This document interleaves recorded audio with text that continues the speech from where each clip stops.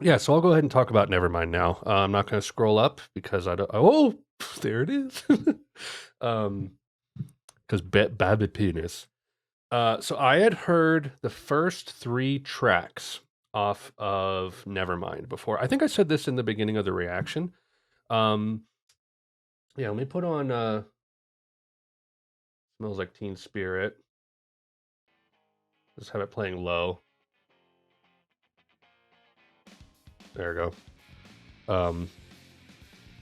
Yeah, so I had heard Smells Like Teen Spirit, not completely, but then I'd heard In Bloom and Come As You Are because they were on like SingStar or Guitar Hero games in some capacity. Um, so that's how I learned about those. And then I was just never super into grunge, so I didn't pursue it more. Um, but yeah, who was it? Was it Butch Vig? Yeah, was the producer. So yeah, the ratings that I have here, let's go through it. Teen Spirit, 4.5 out of 5. I'd say that's probably true. I love the like psychedelic aspect to In Bloom with these chords. And then you have the nice Pixies dynamic going on here with the quiet verses, loud chorus.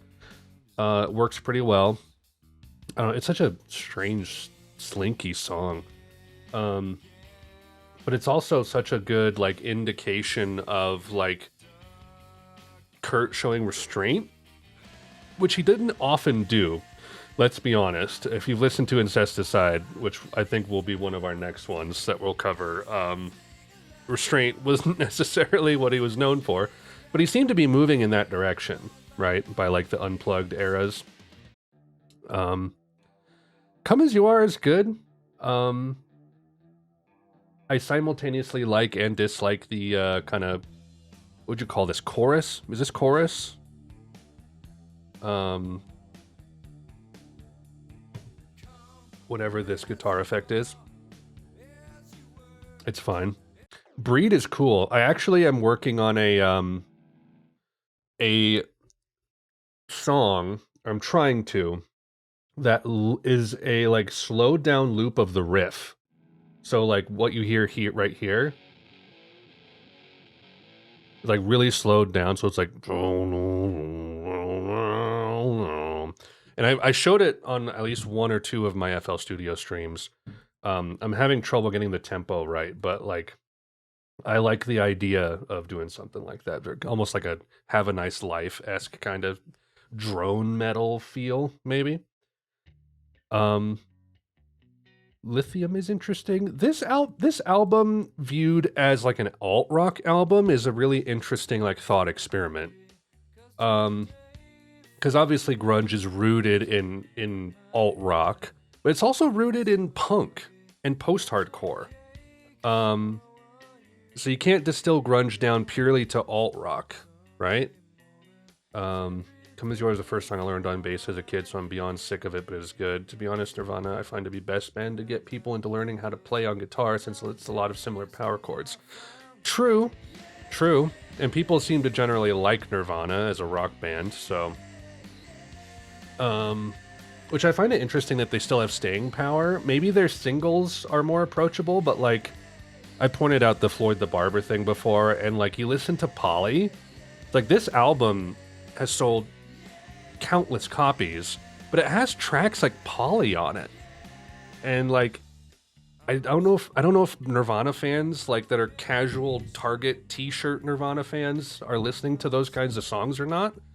But like Smells Like Teen Spirit is, you know, just silly rock fun. Um compared to something way darker like Polly. So, I don't know. It's hard to tell where the break is there, but speaking of, I like the way this one's recorded. It's like something in the way where it just kind of feels like almost like a bedroom pop recording, you know? Ugh. Gordon Gano did it first. No wait, Lou Reed did it first. No wait.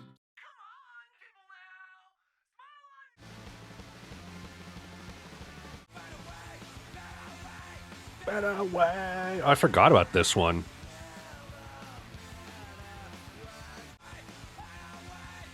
This one has such good energy. I think genius comes once again in simple progressions, yet distinction between them all. The good old Lou Reed school. Like Jeff Mangum doing like the most basic bar chord acoustic guitar playing you could imagine, and yet it's like nothing like it, dude. I'm gonna drain you.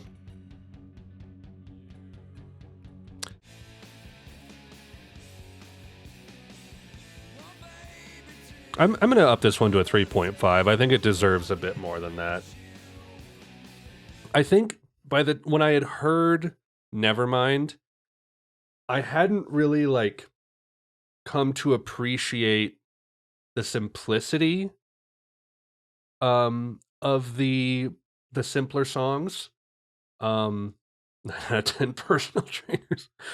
But like after I had gone through In Utero, like going back to tracks like On a Plane, and Stay Away, I was like, okay, I kind of get it. Cause it's like with Penny Royalty, very similar thing going on there where,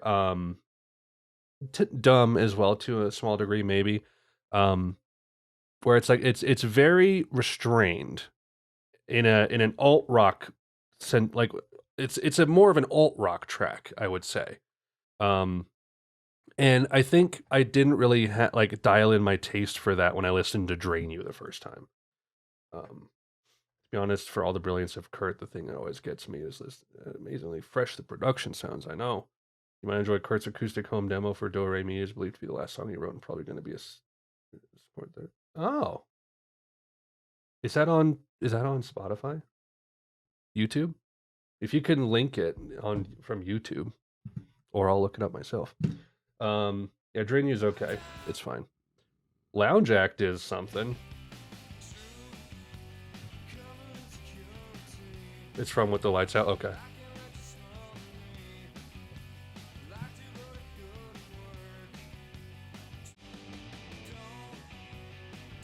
One of the more like bleachy ones. Just has that kind of like nihilistic bleakness to it, you know?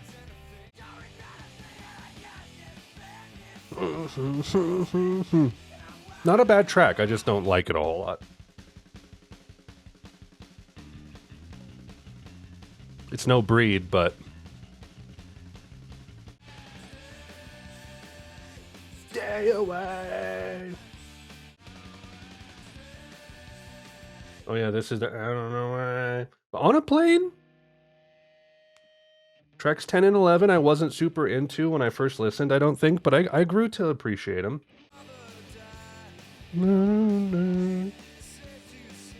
Better than you.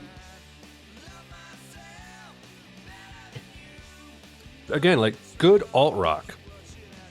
Good alt rock. And then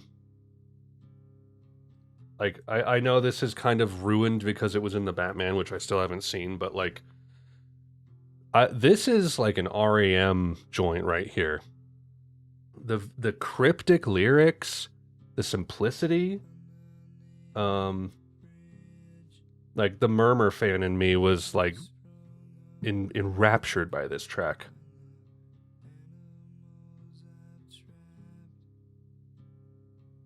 And if I'm not mistaken,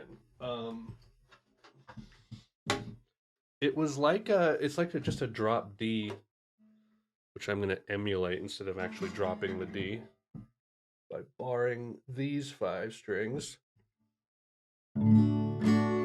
So it's like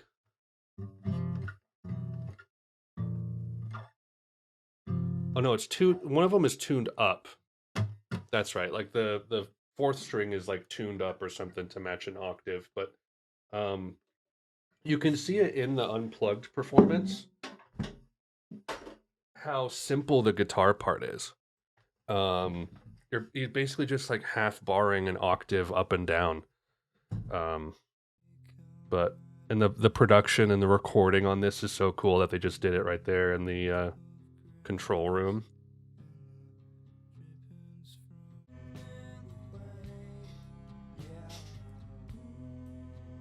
Such a good outro. Everyone else was in high school. I was 2 years old when this came out. I didn't have this rated. It's fun.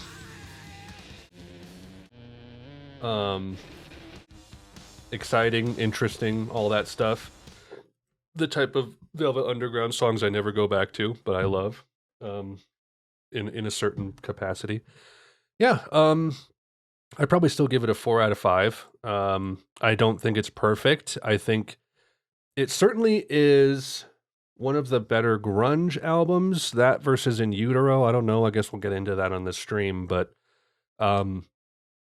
it also has like certain alt rock accessibility to it, which I think is a benefit that it has. So